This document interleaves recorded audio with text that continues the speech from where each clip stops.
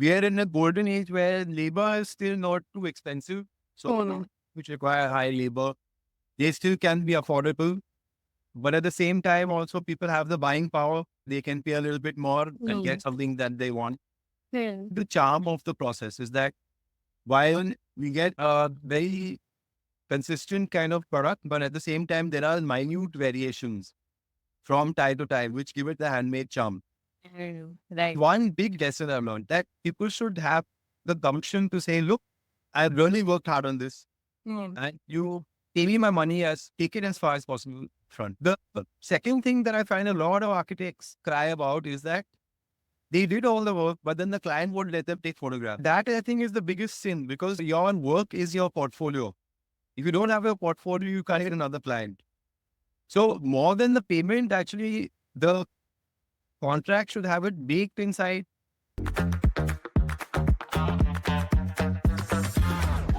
Hello, everyone. Today, my guest is Mr. Firdaus Variawa, Vice Chairman of Bharat Flooring and Tiles, a 100-year-old Indian company. He is a third-generation entrepreneur, keeping alive the legacy of handmade tiles in India. Their tiles are known for their quirkiness and inclusivity of Indian artwork. In this episode, we'll be talking to him about the history of flooring in India, some practical aspects of flooring, and some business tips from his decades of experience. Let's get started. Hi, Firdaus. A very warm welcome to the podcast. I hope you're doing good. Thank you for inviting me, Soumya. I'd like to touch upon history a little bit. So, as I said, you are a 100-year-old company, right? How does a 100-year-old business keep relevant to the market? That's a great question. We started in 1922 as part of the freedom movement. At that time, the market was buying a lot of products from Europe. If you look at the very earliest catalog of Bharat Floorings, it would have been very European in design. Then after that, in 1930s, we had this huge wave of Indian architecture that was happening. For instance, the Art Deco style. And at that time, if you see the kind of catalog that Bharat Floorings had was the very Art Deco kind of floorings suiting the architecture of that time. And now what's happened is that we have become like a design forward company. So we look at current trends, market conditions, what do people want? Are they looking for minimalism? Are they looking for certain colors? And we do our study based on our customers' needs, and then we produce our patterns accordingly. Market research. Market research, as a company specialized in this field, we also get a lot of designs thrown at us by customers who say, can you make this or can you make that? We have some idea about what works and what doesn't in this particular year. Right now, for instance, the trend has come back to terrazzo. Terrazzo as a trend was in 1930 to maybe 1960, 1970. That was a big trend in India. And now, again, the trend has come back to terrazzo. Right. We are working with that trend now. So every time it changes, after a few years, suddenly something new will come. So, if I have to point out two things, the first is the design approach, like changing design with changing time, and then the market research, whatever the customer is demanding.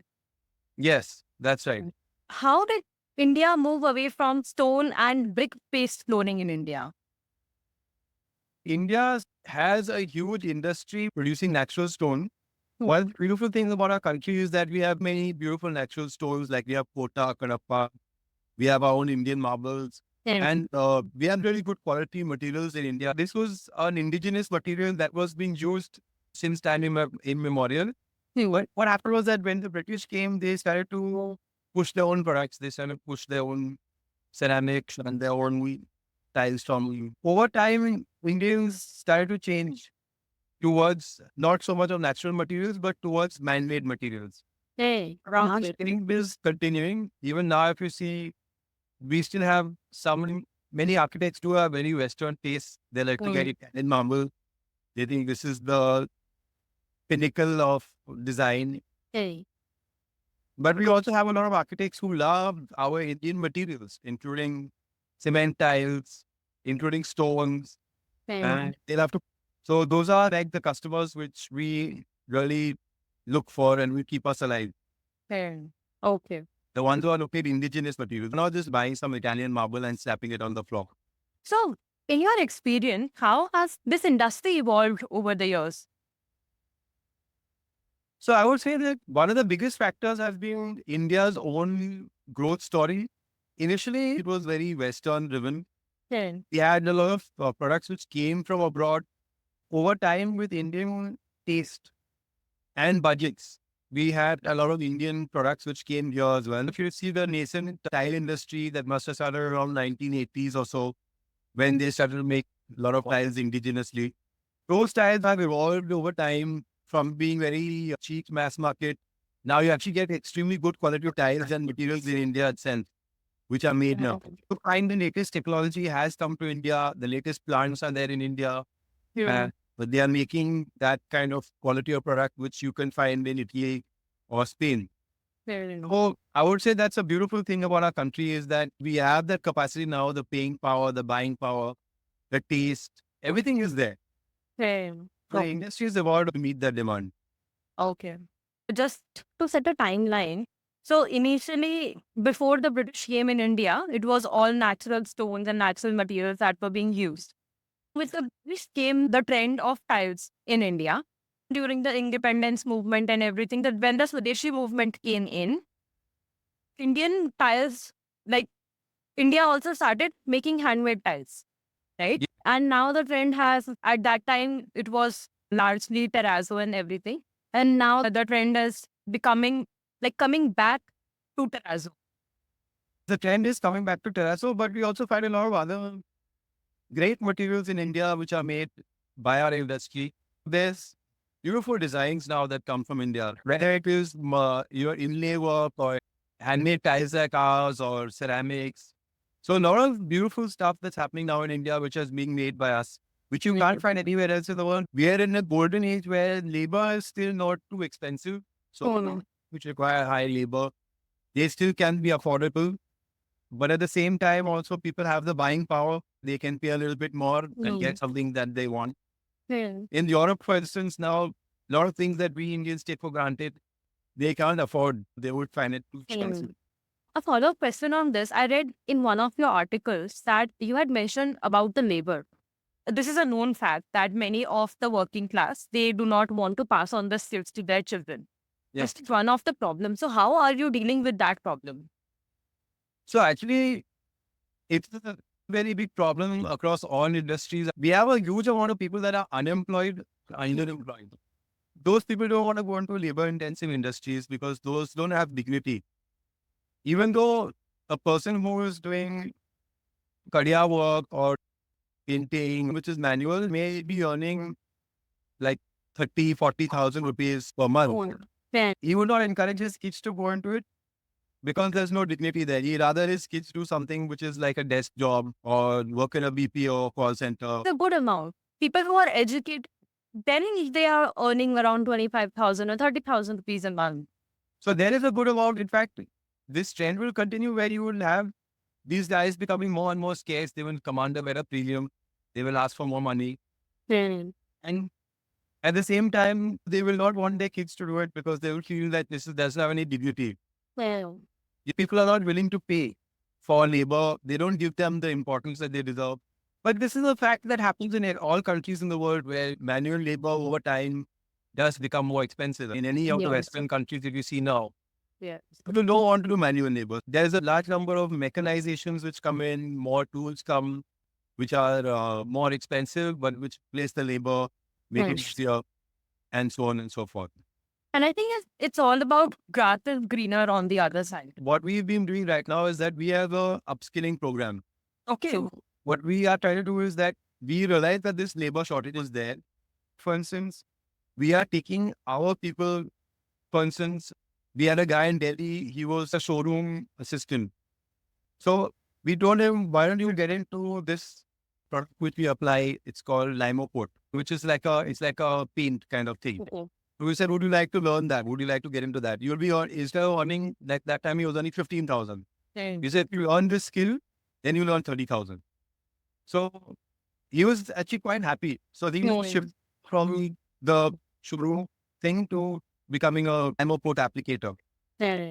Similarly, there are many guys in our organization who are at that level, who we are shifting over to either becoming site supervisors or we're training them to do certain applications. And they find that actually for them, it's an actual skill, right? It's an actual Right. skill, Of course. a skill that they can apply anywhere else. Same. So for them, it's a valuable skill that they are learning at our expense. And then we also have the benefit that they work with us. Yeah, of course, of course. No, I think this is actually a very nice idea. And especially in both the cases. So for you also and for people also. So they don't have to leave their skill and they can work towards the skilled labor. This is nice. Similarly, in the factory also, there's a clear progression system. So we have, when a guy usually comes to the factory, he's the bigari, which is like the guy who carries things from place to place or just helps. Yeah. If we find a guy who's like willing to learn, then we train him up to become a pressman. So that's the next level up. So then he will be making like some kind of mass products. We have some parking lot tiles and all. They're very easier to make. Okay. We start with those. Then if we find the guy is smart enough, then we shift him over to our heritage tiles. So there's a clear progression system where guys are learning skills and then in the value chain. Yeah. And so those guys we find that we don't have a lot of attrition at the factory because the fact is that even a guy who joins at the lowest level, he knows that if he puts in the effort and the time, then he'll go to the higher level. Can you elaborate upon the various categories of tiles that exist in the market?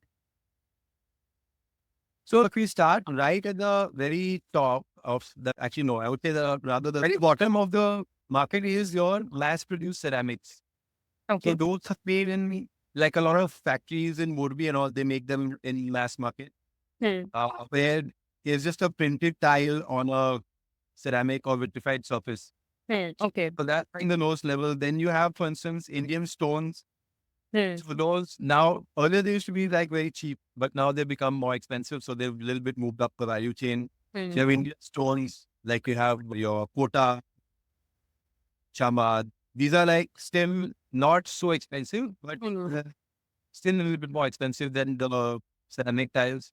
Okay. Only marbles, like you have your Indian marble, you have a lot of Italian marble, those sort of things which have come in now. Okay. Then you will have handmade products now, which are like, for instance, Bharat tiles, cement tiles, uh, our terrazzos, which you can see behind me, our pavement tiles. Right.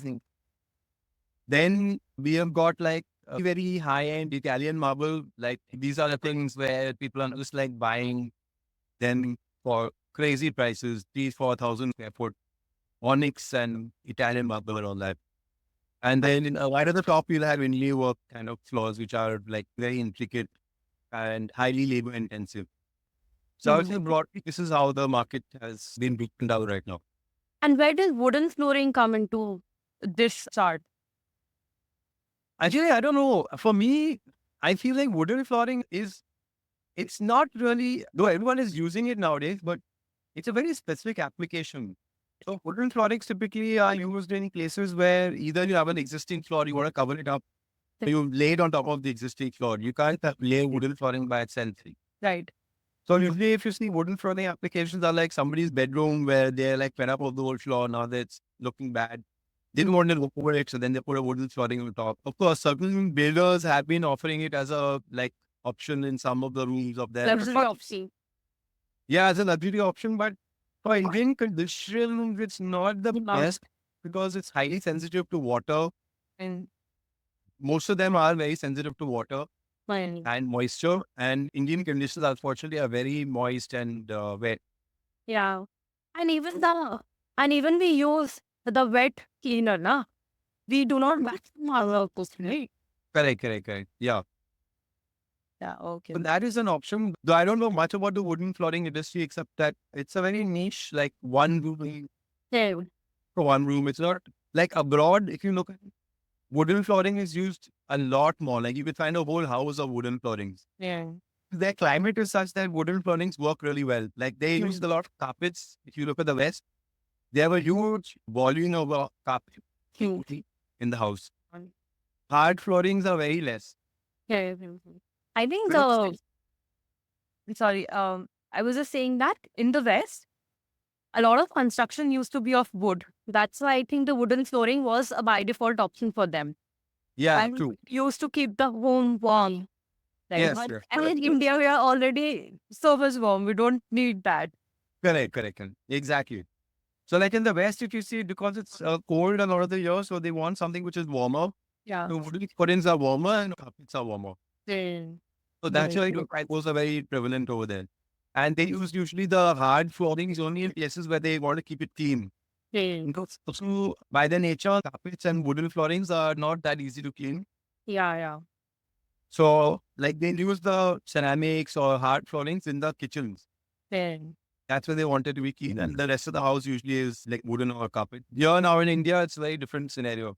Yeah. That's right. You have had so much years of experience, right? Mhm. What, in your opinion, are the most common challenges faced by homeowners when they're selecting floor tiles? So I would say there's a couple of challenges. One is that it's the overall look of the place and the budget. So there are broadly, I found two categories of people. One is that they want something which is very minimal.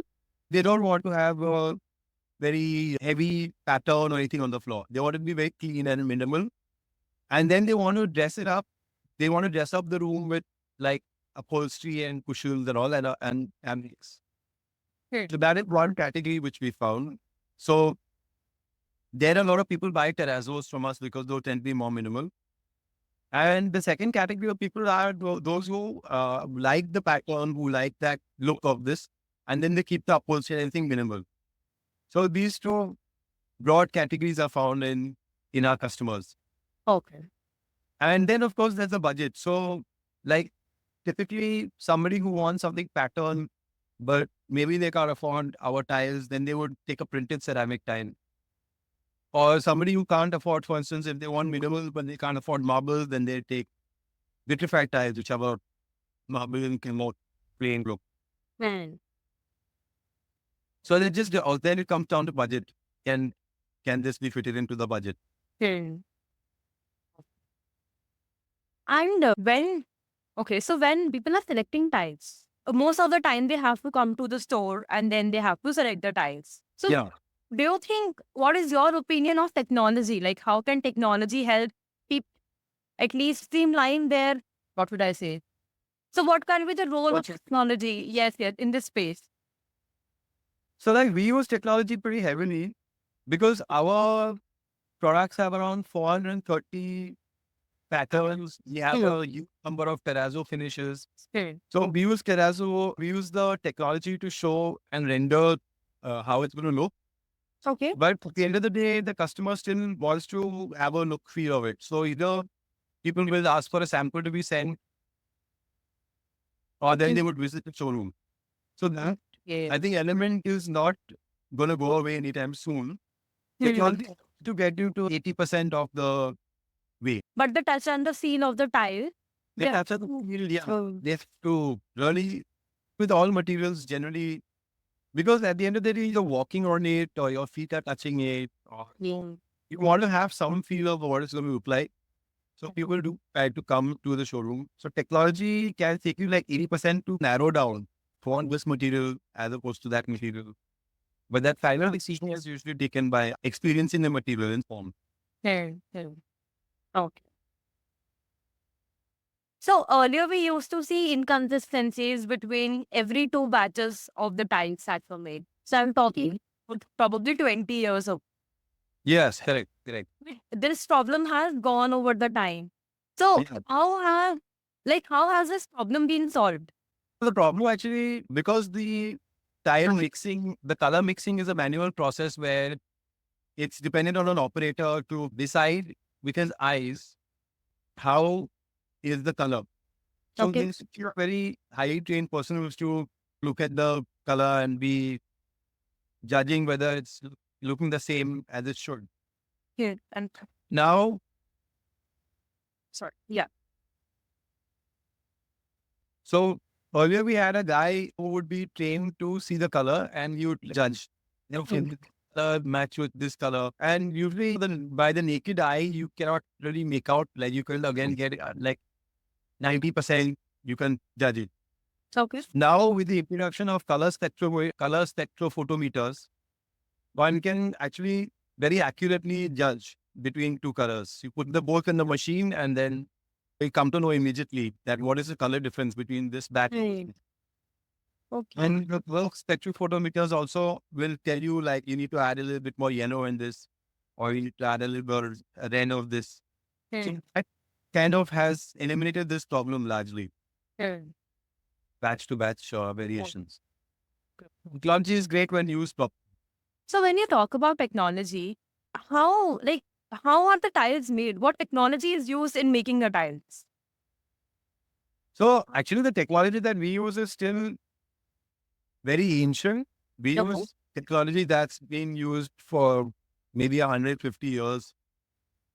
And it's basically a very simple process where you take color, you blend it for many hours. Usually to blend a batch of color takes around 4 hours. Okay. And we're constantly checking it to make sure that the color is blended properly. Then from there, we mix the color, we make it ready, we pour it into molds, then we press the mold and we get the final tile. So there's around 7 or 8 steps. And that's actually the charm of the process, is that while we get a very consistent kind of product, but at the same time, there are minute variations from tile to tile, which give it the handmade charm. Right. So we actually haven't even tried to really rely on technology much, because we realize that then there won't be any difference between our product and what is being made in a giant ceramic tile factory, where they are basically just making them en masse, printing them. If it becomes too much like that, then people will not buy a product. They will buy a ceramic tile, pretty much. Right. So your target audience is quite loose, and you have, I think, selected a kind of luxurious audience. Yeah. Which is not looking into mass-produced products. Yes, that's it. So like we are appealing to the people who like, there's a huge amount of people who like slow food, for instance. They would like their food to be not made in a big hurry. Should be made carefully with great thoughtfulness and should be made for them. So, these are kind of people who appeal to us and who we appeal to as well. And Who are willing to wait. So somehow we have found that niche works really well for us. And the people who appreciate the imperfections also. okay. And actually, surprisingly, a lot of people feel that way. And on a basic level, mental level, the idea of uniformity and mass production would not appeal to most people if given a choice. You would like to have that is made specially for you. You would like to have something that is going to be aging well. But because we're a small company and products like ours are not widely there in the mass market, so people don't, half the time actually people don't know about it. Oh. When they come to know about it, they're like, oh, that's a great option. I wish I had known about this. I would have taken this. So that's where we face a challenge. So I would like to ask you some questions related to your business. So first question is, what is your stance on ESG, environmental, social, and governance criteria? So I think one of the guiding factors that my mother, for instance, had when she was keeping the business going was that she wanted to provide employment to people. Okay. So if you look at our employment mix, especially at the factory, it's very evenly divided. We have a lot of men and women, both at the factory, all from rural areas. We're not really looking at the city folks as our people who we want to employ. So it's actually a great thing because our factory is in a rural area. We have rural people out there who come, they go home for their crop planting, then they come back. They've learned a skill, so they work at a factory when they don't have to go home. Then they'll go back home, they'll spend a month or two there, then they'll come back again.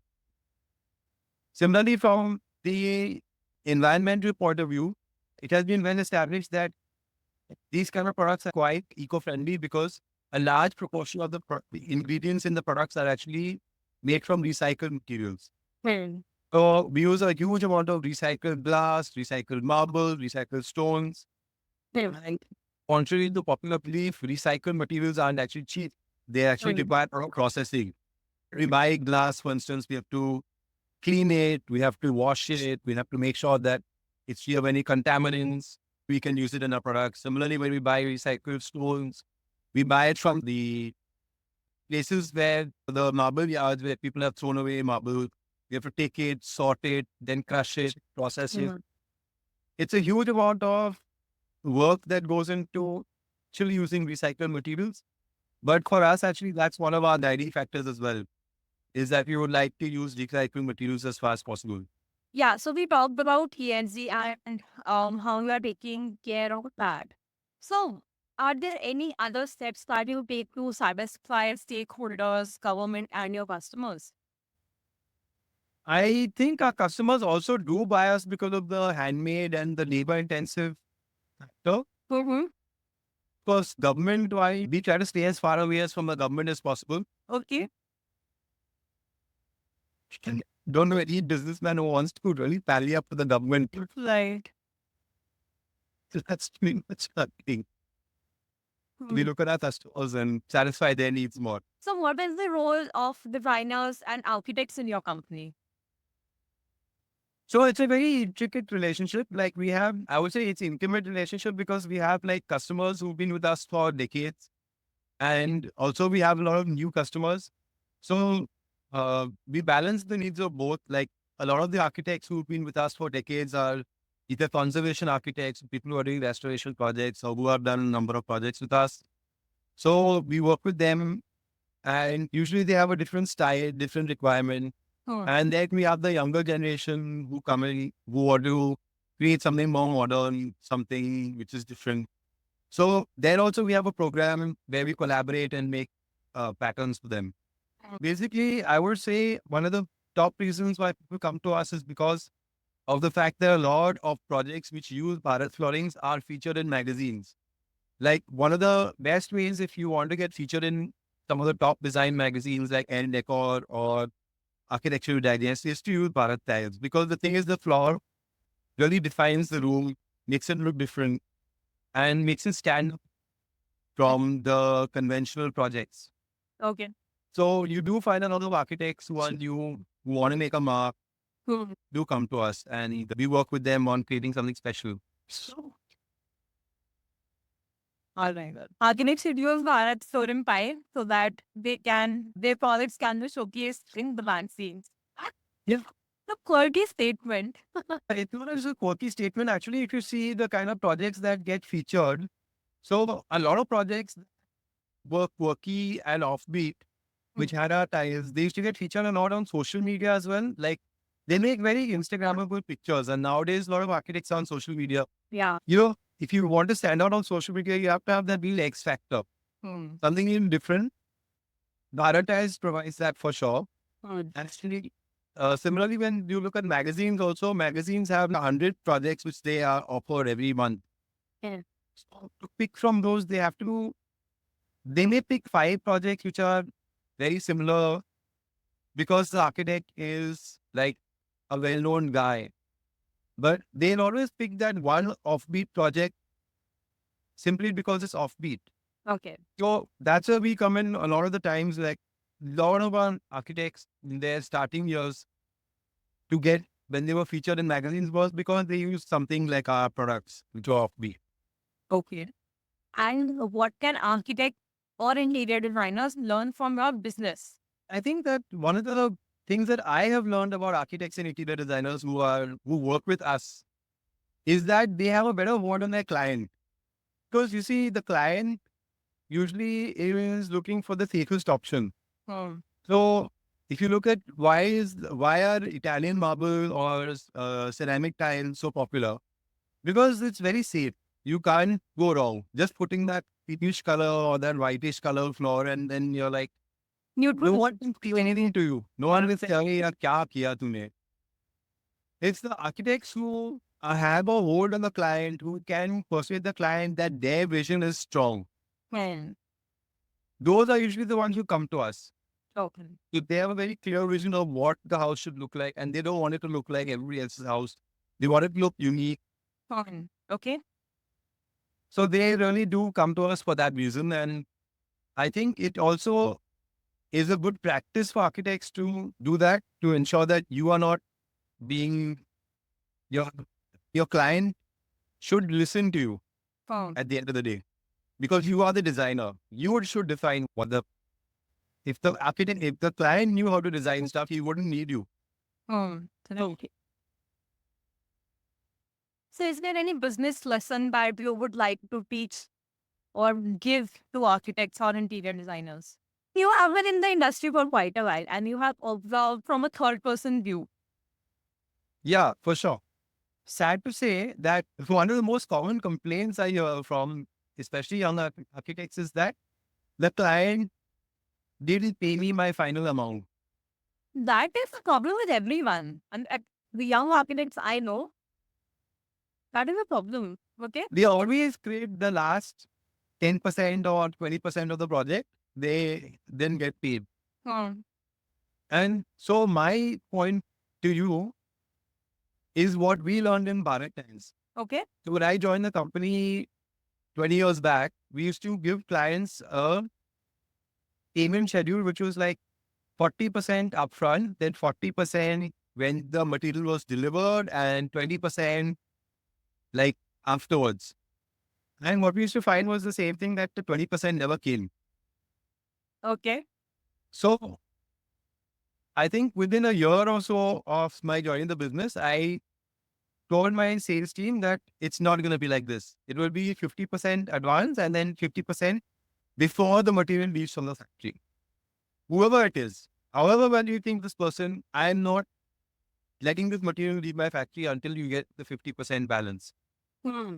They told me, oh no, we would lose the orders. Ye company band ho jayegi and all that. I said, no, if they want it, that's it.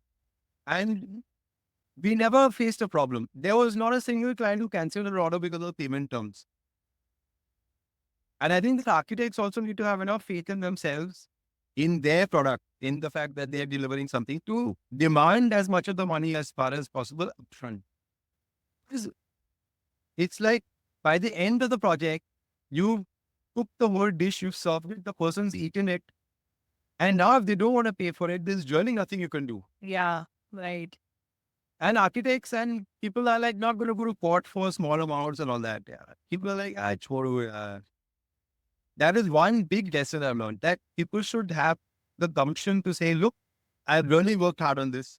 Hmm. And you pay me my money, take it as far as possible front. Don't leave it in there.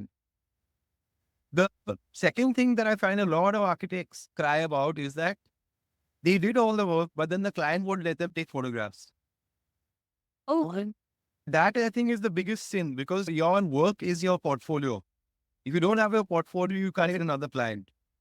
So more than the payment, actually, the contract should have it baked inside, a hard bake, that if you don't let me photograph the site Hmm. and don't let me send this to people and publicize it, then I don't want this. Yeah. That is literally your next job depends on the first job. Of course. So many architects, many interior designers, what they do is before they hand over the site, they do the portfolio and like they do the photo shoot of the site. So that even So a lot of people who have motivations might do that, but a lot of clients also at that point suddenly start saying, I don't want others to see my site. exactly. I don't want people to see my site. And they come up with reasons like, no, this is a security breach. They will know where is what in my house. And social media, everyone will know. Yeah. So this has to be very clearly articulated from the beginning that, look, I don't get more work if I don't show people what I've done. Man. And the only way I can do that is by photographing your site, and you gotta let me do that. Yeah, that's a valuable lesson. Do you have any more lessons? No, see, what happens with architects is they discuss within their own community, right? It happens very less that a third Party is getting some business lessons or things which we are doing wrong. So that's why. These are the two most common complaints I've heard from our architect friends. Oh. And it's so strange because even the top guys are like that. Top guys also call and say, "Yeah, the client ne aisa kiya, waisa kiya." I'm like, "Yo, but you're like a top guy. How Exactly. dare some client be this Stop strong?" this by now. Yeah, top guys do have this problem. Junior guys have this problem. It's not just limited to one category only. But do you think this has something to do with, because yours is a product-based industry and ours is a service-based industry, right? Yeah. So I think this has to do with that. Yes, it's true. Yeah. So the thing is, in any service-based industry, there's no way to deliver 100% service. There's always going to be unhappiness with the service. But you have to understand that no matter what you do, how much you kill yourself also, it's very rare when you can deliver a service flawlessly. You have to bake that into your assumptions and you have to account for it. At the end of the project, your client is going to be fried and desperate to move into the place. And he is going to be cranky. You have to remember that's going to come later. Like in beginning, it's like honeymoon, right? If they start the project, it's a honeymoon. Client is also like happy, everyone's happy, everyone's smiling, cheerful. But then after the project is gone on for some time, the client is like super unhappy. He's like, he's like, घर कब मिलेगा? अब चलो contractor को बाहर निकालो या यहाँ से ये कितना टाइम लग रहा है? So what other partners can we draw between a product business and a service business? So actually in our company, we have both aspects. We have the service business also. Like we install the tiles, we install the flooring. Okay. And we have our product business, which is basically supplying the material. And so in my products business, I hardly face any problems. Like nobody ever calls you to say anything. What tile, I send it from the factory and they're like done. But in the service business, I get a call like at least 3 calls a week that tell your people to hurry up, tell them to do this, tell them to come back. Service, I've realized service business is inherently like that. It's a tough business. And the other part which I learned is that the contractor on site is so important, right? The guy who's actually doing the execution on site. If that guy is not up to the mark, you'll have 10 times more problems because he won't have a good supervisor. Because even the contractor is not sitting all the time on the site. There's a supervisor required. Yeah. And his supervisor has to be of a good quality guy. So one of the key factors is like hiring a contractor after seeing his supervisor. पहले supervisor की शक्ल देखो कैसा है बंदा अच्छा है कि हुई because contractor is gone वो पैसा लेके फिर वो in this company once in a while to say मेरा पैसा दे दो. But the supervisor is the guy who will be there on site and he'll do your work. Right. Yeah. So I think another valuable lesson here that, people whom you're dealing with, you need to understand that. So judge a personality first and then move ahead with the services. Correct. That's. So Firdaus, I had only these many questions for you today and it was really nice catching up with you. Yes, definitely. Thank you so much, Soumya. Really enjoyed this. Thanks. Thank you so much for tuning in. If you found Converse valuable, you can subscribe to the podcast on YouTube and Spotify. Also, please share your reviews on the show and the topics of discussions through comments. You can find all past episodes and know more about us on insight.ai. See you in the next episode.